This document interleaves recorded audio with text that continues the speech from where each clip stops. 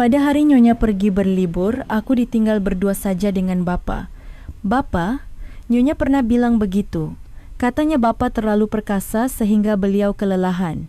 Wajah bapa langsung mengeras. Jadi Kartika bicara seperti itu ya? Bolehkah saya membantu bapa? Mata bapa terbelalak, sejenak kehilangan kata-kata. Dewi, apa maksudmu? Bapak juga pasti kesulitan kan? Sedangkan Nyonya selalu menghindar. Saat itulah aku menyadari alasan mengapa Nyonya begitu tertekan. Aku bisa merasakan sendiri betapa hebatnya kekuatan maskulin bapa. Apa benar ini usia 70-an? Gairah dan energi yang tak kalah dari pria muda terpancar dari seluruh tubuhnya. Aku bisa mengerti mengapa Nyonya merasa terbebani. Namun, aku adalah asisten rumah tangga yang telah bekerja di kediaman Bapa Prakoso selama 10 tahun. Tak pernah terbayangkan dalam mimpiku bahwa aku akan mengkhianati Nyonya yang sudah kuanggap seperti keluarga sendiri. Aku juga tak menyangka bahwa satu pilihan impulsif akan mengubah seluruh hidupku. Sebelum cerita dimulai, dukungan anda melalui subscribe dan like akan sangat berarti. Baiklah, sekarang akan saya ceritakan kisah selengkapnya. Namaku Dewi Lestari, usiaku 55 tahun. 10 tahun yang lalu setelah suamiku meninggal dan aku hidup sebatang kara, aku mulai bekerja sebagai asisten rumah tangga di kediaman Bapa Prakoso. Sudah 10 tahun berlalu sejak saat itu. Bapa Prakoso Wijoyo yang pertama kali kutemui 10 tahun lalu, saat itu berusia 60 tahun. Namun beliau adalah sosok yang luar biasa karismatik. Bahkan di usianya yang ke-70 sekarang, beliau masih tetap bugar dan berwibawa. Nyonya Kartika Sari, istrinya, berusia 67 tahun namun masih merupakan sosok yang anggun dan cantik. Beliau adalah mantan mahasiswi jurusan vokal di masa mudanya sehingga suaranya pun jernih dan merdu. Awalnya hubungan kami hanyalah sebatas majikan dan asisten rumah tangga, tetapi seiring berjalannya waktu, kami menjadi seperti keluarga. Saat Bapa menjalani operasi, aku menunggu semalaman bersama Nyonya. Mereka juga selalu merayakan ulang tahunku dan memberiku hadiah di hari raya. Dewi, berkat kamu, rumah ini baru terasa seperti rumah sungguhan, begitu kata Bapa setiap saat. Namun, selama 10 tahun, ada satu hal yang membuatku penasaran. Pasangan ini terlihat begitu saling mencintai, tetapi ada sedikit kejanggalan di antara mereka. Saat malam tiba, Nyonya akan masuk ke kamar lebih dulu, sementara bapa seringkali sendirian di ruang tamu hingga larut malam. Lalu pada musim semi tahun ini, tahun ke-10 aku bekerja, aku sering melihat Nyonya tampak lebih lelah dari biasanya. Bapa juga lebih sering berada di ruang kerjanya hingga larut malam. Suatu malam, saat aku sedang mencuci piring, Nyonya datang ke dapur. Dewi, bisa kita bicara sebentar? Ada beban yang berbeda dalam suara Nyonya. Dewi, jangan pernah ceritakan ini pada Bapa ya. Ini rahasia di antara kita saja. Di mata Nyonya ada kekhawatiran mendalam yang belum pernah kulihat sebelumnya. Saat itu, aku hanya mengira ini sekadar sesi curhat biasa.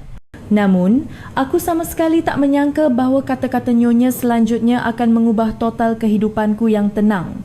Kami duduk berdampingan di sofa ruang tamu dan penampilan Nyonya sangat berbeza dari biasanya. Sosok yang selalu anggun dan tenang itu kini tangannya gemetar. Dewi, kamu benar-benar tidak boleh memberitahu siapa pun, terutama pada Bapa. Suara Nyonya bergetar. Aku mengangguk dan menunggu. Bagaimanapun ada kepercayaan yang telah terbangun selama 10 tahun, sebenarnya ada hal yang sangat berat dalam pernikahanku.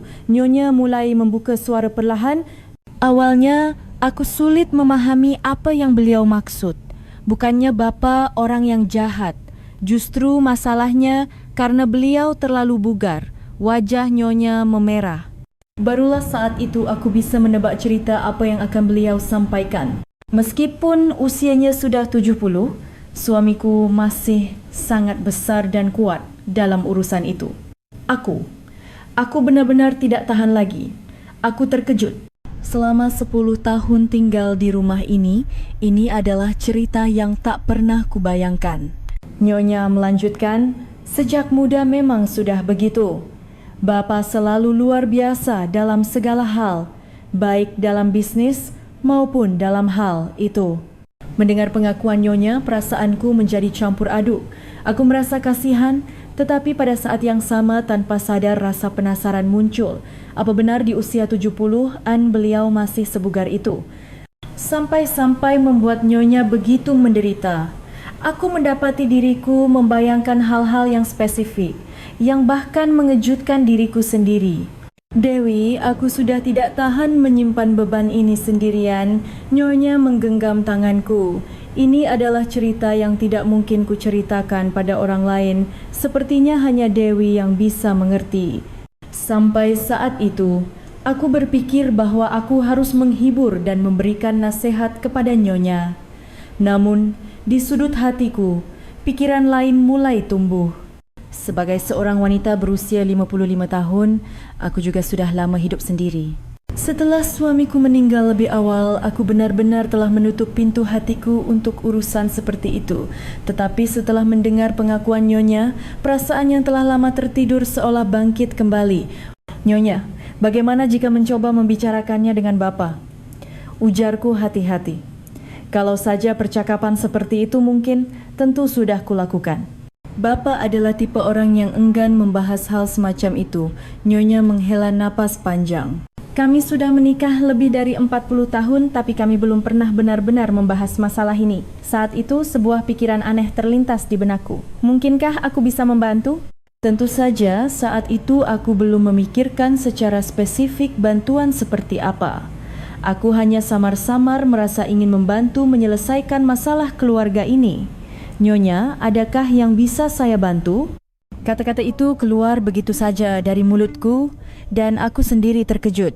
Nyonya menatapku sejenak lalu menggelengkan kepala. Dewi, terima kasih atas niat baikmu. Tapi ini adalah masalah yang harus kami selesaikan sebagai suami isteri. Percakapan malam itu pun berakhir. Namun, aku tidak bisa tidur. Pengakuan Nyonya terus berputar di kepalaku. Dan yang terpenting, rasa penasaran baru terhadap Bapa mulai tumbuh. Selama beberapa hari setelah mendengar pengakuan Nyonya, aku merasa seperti menjadi orang yang sama sekali berbeda. Aku tetap bekerja seperti biasa, tetapi pikiranku terus melayang kemana-mana. Setiap kali melihat Bapa, perkataan Nyonya selalu terngiang. Di usianya yang ke-90, beliau masih begitu bugar. Saat mengantarkan kopi untuk Bapa di pagi hari, caraku memandangnya pun berbeda dari sebelumnya. Beliau memang berbeda dari pria berusia 70-an lainnya. Bahunya lebar dan tegap, langkahnya pun mantap. Yang terpenting, tatapan matanya yang penuh karisma masih tak kalah dari pria muda. Dewi, kopi hari ini terasa lebih nikmat, kata Bapa sambil tersenyum. Saat itu aku merasakan wajahku memanas.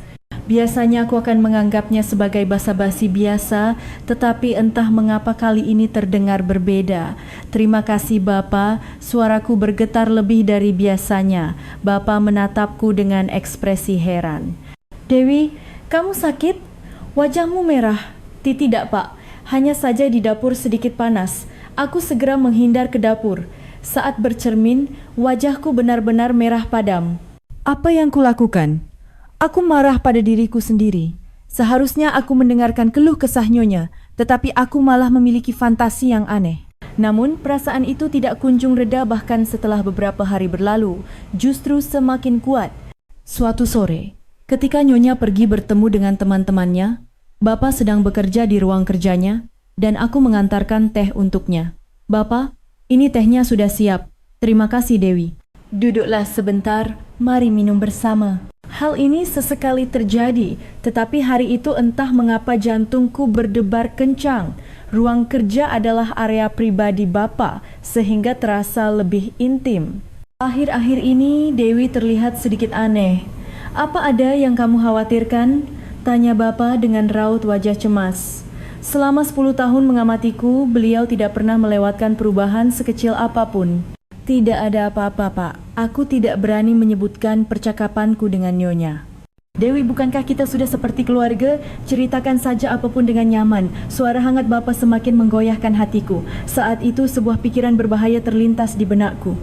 Jika Nyonya sampai begitu menderita, mungkinkah aku bisa membantu? Namun aku tidak bisa menyuarakannya. Sebaliknya aku mengatakan hal lain. Bapa, sepertinya Bapa sangat stres akhir-akhir ini. Maukah saya pijat pundaknya? Aku sendiri terkejut dengan kata-kata yang keluar dari mulutku. Selama 10 tahun, aku belum pernah menawarkan hal seperti itu. Bapa pun tampak terkejut. Pijat pundak? Kamu, Dewi? Hening sejenak. Dalam keheningan itu, aku khawatir suara detak jantungku akan terdengar. Baiklah, tolong ya.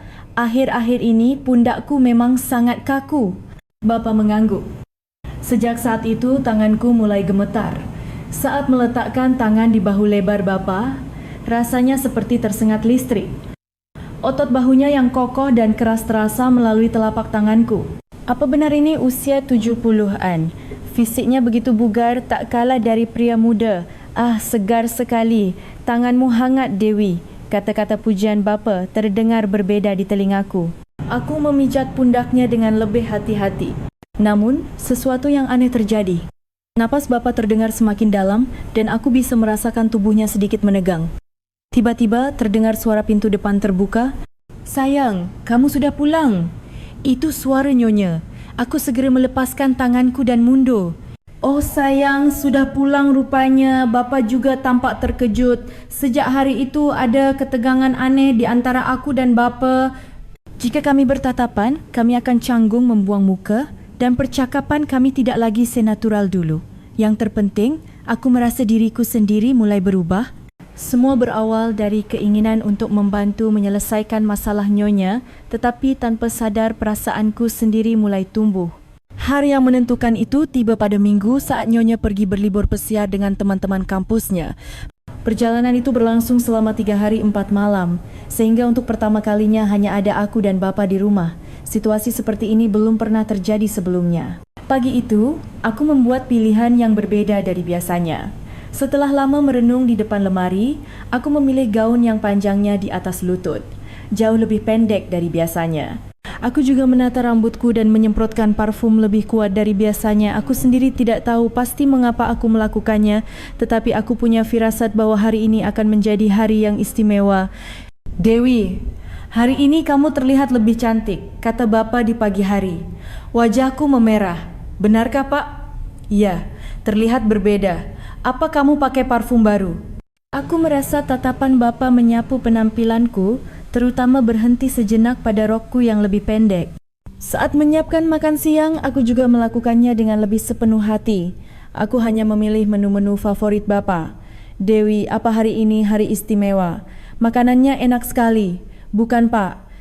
Hanya saja karena nyonya tidak ada, jadi saya bisa lebih fokus memperhatikan bapa.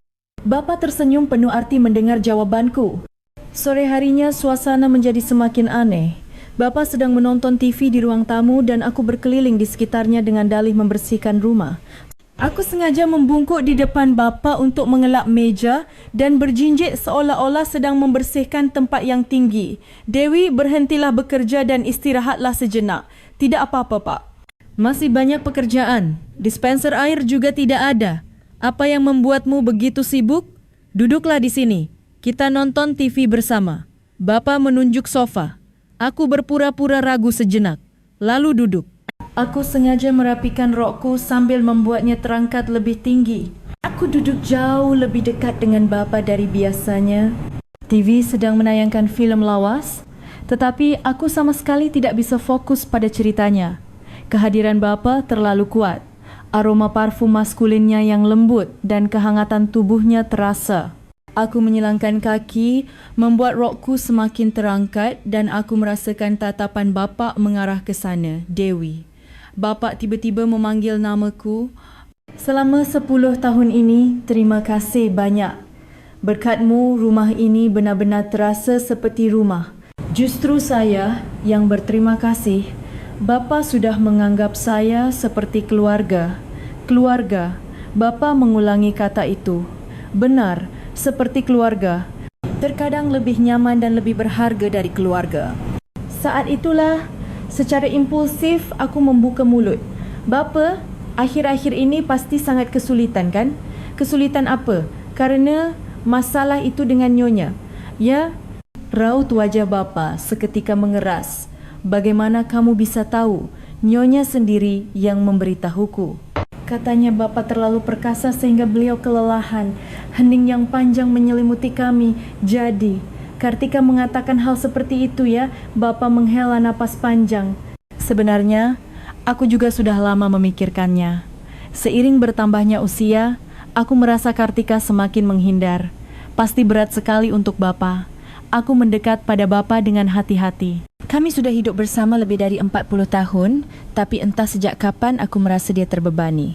Tapi Bapak kan masih bugar. Pasti masih memiliki hasrat seperti itu. Bapak menatapku mendengar perkataanku. Bolehkah saya membantu Bapak? Setelah kata-kata itu keluar, aku sendiri terkejut. Apa yang baru saja kukatakan? Mata Bapak terbelalak. Sejenak kehilangan kata-kata.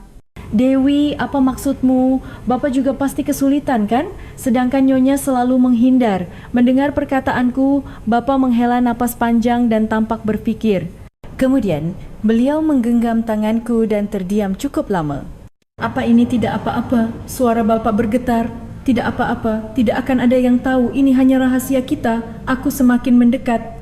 Terdengar suara napas Bapak yang berat dan aroma parfumku bercampur dengan aroma maskulinnya memenuhi udara. Bapak perlahan mengangkat tangannya ke wajahku. Bapak juga menginginkannya kan? Saya juga. Bapak perlahan mengangkat tangannya ke wajahku. Kehangatan telapak tangannya yang kasar terasa di pipiku. Kamu yakin tidak apa-apa? Iya, tidak apa-apa. Bapak menarikku dengan lembut. Dalam jarak yang begitu dekat, aku bisa merasakan suhu tubuhnya. Aroma parfum maskulin yang lembut bercampur dengan parfumku memenuhi udara. Tangan Bapak melingkar di pinggangku, dan aku bersandar di dadanya yang bidang. Kehangatan tubuhnya yang kokoh dan hangat terasa bahkan dari balik pakaian. Dan saat itulah aku sadar, alasan mengapa Nyonya begitu menderita. Aku bisa merasakan sendiri betapa dahsyatnya kekuatan maskulin Bapak. Apa benar ini usia 70-an? Gairah dan energi yang tak kalah dari pria muda terpancar dari seluruh tubuhnya. Aku bisa mengerti mengapa Nyonya merasa terbebani. Namun bagiku itu justru sebuah getaran. Perasaan yang telah lama kulupakan seolah hidup kembali. Di bawah sinar matahari sore yang hangat kami merasakan satu sama lain sepenuhnya. Berapa lama waktu telah berlalu? Kami saling menatap dan tersenyum dalam diam. Bapa merapikan rambutku yang berantakan. Dewi, apa kamu menyesal? Tidak, sekarang saya baru mengerti maksud Nyonya. Bapa tersenyum pahit mendengar perkataanku. Sepertinya itu terlalu berat untuk Kartika, tapi bagi saya tidak apa-apa. Justru saya menikmatinya.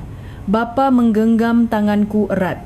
Rasa bersalah menyelimutiku, tetapi pada saat yang sama, aku tidak menyesal. Apa yang akan terjadi sekarang? Malam itu aku tertidur dengan hati yang kalut.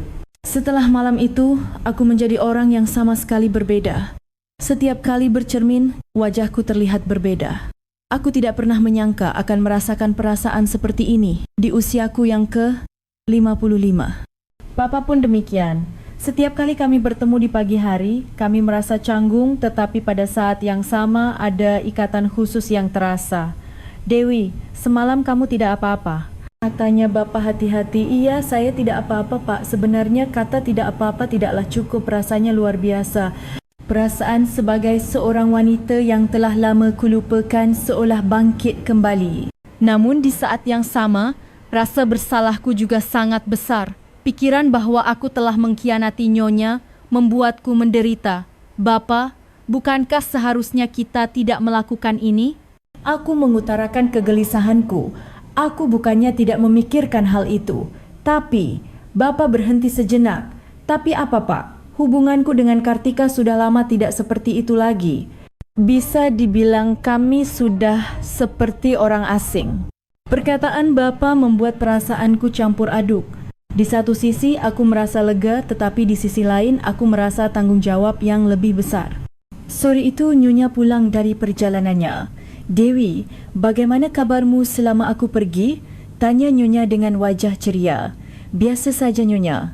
Aku khawatir Nyonya akan menyadari kebohongan dalam jawabanku. Namun Nyonya terlalu asyik dengan cerita perjalanannya sehingga tidak menaruh curiga. Sejak malam itu, rutinitas seperti biasa kembali dimulai. Namun udara di antara aku dan bapa telah benar-benar berubah. Hanya dengan bertatapan mata, kenangan malam itu kembali terlintas. Beberapa hari kemudian, bapa memanggilku secara pribadi. Dewi, bisa ke ruang kerja sebentar? Di ruang kerja, bapa berkata dengan wajah serius, bagaimana pendapatmu tentang kejadian itu? Saya tidak tahu, Pak. Perasaanku benar-benar campur aduk. Jujur saja, aku tidak menyesal. Justru aku berterima kasih. Pengakuan bapa semakin menggoyahkan hatiku. Aku tidak pernah menyangka akan memiliki hubungan seperti ini dengan Dewi yang sudah kuanggap keluarga selama 10 tahun, tapi rasanya tidak buruk. Bapak, tentu saja aku merasa bersalah pada Kartika. Tapi pernikahan kami sudah berakhir sejak lama. Perkataan bapa seolah menjadi pembebasan bagiku. Lalu apa yang harus kita lakukan? Mari kita lakukan dengan hati-hati. Aku tidak ingin menyakiti Kartika. Begitulah hubungan rahasia kami dimulai. Setiap kali Nyonya pergi keluar, kami secara alami menjadi dekat. Awalnya aku pikir ini hanyalah ketertarikan fisik semata. Namun seiring berjalannya waktu, perasaan yang lebih dalam mulai tumbuh. Usia bapa yang 70 tahun sama sekali tidak terasa. Justru beliau lebih menawan daripada pria-pria muda. Ketenangan dan perhatian yang datang dari pengalaman hidupnya benar-benar memikatku. Dewi, aku tidak pernah menyangka akan merasakan perasaan seperti ini di usiaku yang sekarang. Sepertinya Bapak juga merasakan hal yang sama. Saya juga, Pak. Setelah suami saya meninggal, saya tidak pernah memikirkan hal seperti ini lagi. Kami menjadi makna baru bagi satu sama lain. Beberapa bulan berlalu, hubungan kami dengan Bapak semakin dalam. Ini bukan lagi sekadar hubungan fisik, melainkan ikatan emosional yang nyata. Bapa menceritakan kisah bisnisnya padaku dan berbagi kenangan masa mudanya. Dewi, sepertinya aku benar-benar beruntung, kata Bapa suatu sore sambil memegang tanganku. Mengapa Bapa berkata begitu? Karena di usia ini, aku bisa bertemu dengan orang sepertimu. Seseorang yang membuatku merasakan cinta yang baru. Jantungku berdebar kencang saat mendengar kata cinta. Aku pun merasakan perasaan yang lebih dari sekadar simpati atau rasa penasaran. Saya juga merasa menemukan diri saya yang baru berkat Bapa. Oh ya? Sisi yang seperti apa? Sisi sebagai seorang wanita. Sesuatu yang sudah lama saya lupakan. Mendengar pengakuanku, Bapa tersenyum hangat. Dewi, kamu adalah wanita yang sangat cantik. Usia tidaklah penting. Setiap kali mendengar kata-kata itu, aku merasa seperti bunga yang sedang mekar. Kepercayaan diriku sebagai seorang wanita yang telah lama hilang kini kembali. Namun, semakin besar perasaanku, semakin besar pula rasa bersalahku terhadap Nyonya. Terutama saat melihat Nyonya semakin bergantung padaku. Dewi, akhir-akhir ini aku merasa sangat bahagia, kata Nyonya suatu hari. Benarkah Nyonya? Syukurlah. Setelah aku menceritakan masalah itu padamu, hatiku menjadi jauh lebih lega daripada saat aku memendamnya sendirian. Mendengar perkataan Nyonya, perasaanku menjadi campur aduk. Nyonya merasa terhibur karena telah mencurahkan isi hatinya padaku, sementara aku justru menjalin hubungan dengan suaminya yang menjadi sumber masalahnya. Seiring berjalannya situasi ini, aku menjadi semakin berhati-hati. Di depan Nyonya, aku berusaha bersikap senormal mungkin, dan hubunganku dengan Bapaku jaga dengan lebih waspada. Namun perasaan adalah sesuatu yang sulit disembunyikan. Menjelang akhir musim panas, krisis datang menghampiri hubungan rahasia kami. Nyonya mulai menyadari perubahan halus di antara kami. Dewi, akhir-akhir ini kamu terlihat berbeda. Benarkah Nyonya? Wajahmu terlihat lebih berseri dan Bapa juga terlihat lebih ceria dari biasanya. Daya pengamatan Nyonya memang sangat tajam. Apa kalian sedang merencanakan sesuatu yang menyenangkan seperti pesta kejutan? Nyonya sepertinya berpikir kami sedang menyiapkan sesuatu yang menggembirakan. Namun, melihat reaksi canggung kami, perlahan-lahan pikirannya berubah. Atau, apa kalian sering membicarakan sesuatu? Beliau belum yakin, tetapi sudah mulai curiga ada yang aneh. Sore itu aku menyampaikan perkataan Nyonya kepada Bapa. Kartika bilang begitu, wajah Bapa menjadi serius. Kita harus berhati-hati. Kartika memang orang yang peka. Apa yang harus kita lakukan? Untuk sementara, kita harus lebih berhati-hati lagi. Bersikaplah seperti biasa. Beberapa hari kemudian, aku menjadi semakin tegang. Suatu hari saat aku sedang mencuci pakaian, Nyonya melihatku dan berkata, "Dewi, apa akhir-akhir ini Bapak sering berolahraga?" "Olahraga, Nyonya?" "Iya. Sepertinya pakaian dalamnya lebih sering diganti dari biasanya." Wajahku seketika memerah. Mungkin karena cuaca akhir-akhir ini panas, Nyonya. Begitukah? Di usianya sekarang mungkin dia sedang rajin menjaga kesehatan. Nyonya tampaknya berpikir sederhana, tetapi aku berkeringat dingin. Sejak hari itu, aku menjadi lebih berhati-hati. Nyonya sesekali menatap kami dengan tajam, tetapi sepertinya beliau belum memiliki bukti yang kuat. Suasana rumah akhir-akhir ini terasa aneh, gumam Nyonya pada dirinya sendiri sesekali. Namun, beliau sepertinya tidak tahu persis apa penyebabnya.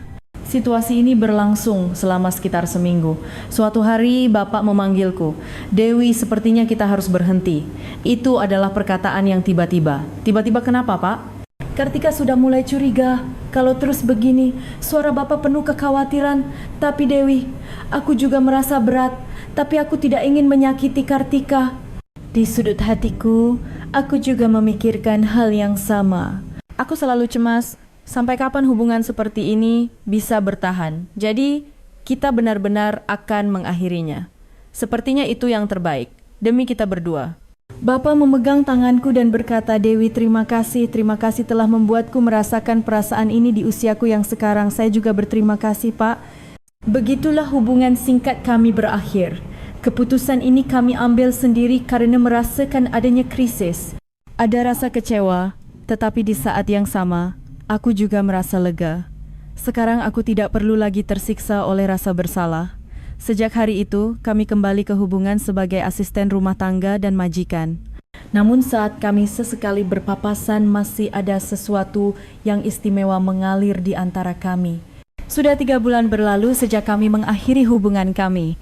Beberapa hari pertama terasa sangat canggung. Setiap kali bertemu Bapak, aku tidak tahu harus bersikap bagaimana. Namun seiring waktu kami perlahan kembali ke hubungan semula. Nyonya tampaknya tidak tahu persis apa yang terjadi di antara kami. Beliau sepertinya hanya berpikir bahwa suasana saat itu terasa aneh. "Dewi, sepertinya akhir-akhir ini Bapak menjadi lebih pendiam," kata Nyonya suatu hari. "Benarkah Nyonya? Saya tidak terlalu merasakannya." Dulu dia kadang-kadang tersenyum sendiri, tapi akhir-akhir ini aku tidak pernah melihatnya lagi. Hatiku sedikit sakit. Sepertinya Bapak juga merasa kehilangan setelah hubungan kami berakhir. Tapi aku pikir ini adalah pilihan yang tepat. Kehidupan sehari-hari kembali tenang. Aku mengantarkan kopi untuk Bapak di pagi hari, pergi berbelanja dengan Nyonya, melakukan pekerjaan yang telah kulakukan selama 10 tahun. Hanya satu hal yang berubah, yaitu hatiku. Ini karena pengalaman merasakan kembali perasaan sebagai seorang wanita di usiaku yang ke-55. Aku menemukan kembali getaran dan debaran yang telah lama kulupakan. Kadang-kadang, aku tidak sengaja berpapasan dengan Bapak. Di koridor, di ruang tamu, atau terkadang di taman. Setiap kali itu terjadi, kenangan masa itu melintas di tatapan mata kami. "Dewi, bagaimana kabarmu?" "Saya baik-baik saja, Pak." "Bapak bagaimana?" "Aku juga baik-baik saja." Percakapan singkat tetapi penuh makna. Kami saling merindukan, tetapi kami juga tahu bahwa menjaga jarak ini adalah hal yang benar. Nyonya juga memperlakukanku dengan nyaman seperti dulu. Meskipun hubungan istimewaku dengan Bapak telah berakhir, rasa sayangku pada keluarga ini tidak berubah.